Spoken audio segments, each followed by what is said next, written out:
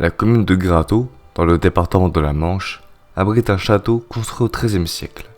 Cette demeure, dont la sauvegarde, aujourd'hui terminée, a été entreprise en 1968 par une équipe de passionnés, fut pendant 7 siècles la propriété de la famille d'Argoug. L'histoire dit qu'un jour, un des seigneurs de Grateau se perdait dans la forêt lors d'une chasse au loup. Il rencontra une jeune fille extraordinairement belle.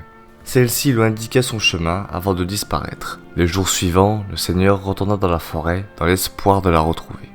Sa persévérance fut récompensée, si bien que l'amour finit par habiter leurs deux cœurs. Notre fée, puisque c'en était une, accepta d'épouser le châtelain, mais celui-ci dut consentir, sur l'honneur, à ne jamais prononcer le mot mort.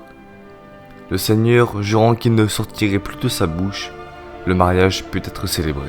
Pendant 10 ans, ils vécurent heureux dans leur château, jusqu'au jour où, alors qu'il devait assister à un tournoi, le seigneur attendait son épouse qui s'apprêtait. L'impatience le gagnant, il s'emporta. « Belle dame, vous êtes si longue à vos besognes que seriez bonne à aller quérir la mort. » Le mot maudit à peine prononcé, la fée poussa un cri déchirant et bascula par l'une des fenêtres pour disparaître dans les douves du château.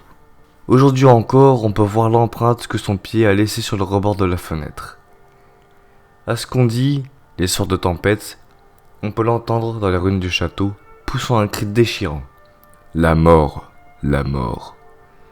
On notera que cette légende est également racontée à propos du château de Rannes, près d'Argentan, dans le département de l'Orne, ainsi que d'un autre situé près de Bayeux. Ces propriétés ayant toutes deux appartenu à la famille d'Argoug. Merci de m'avoir écouté, je vous souhaite à tous de très bonnes fêtes de fin d'année, et je vous dis à très bientôt.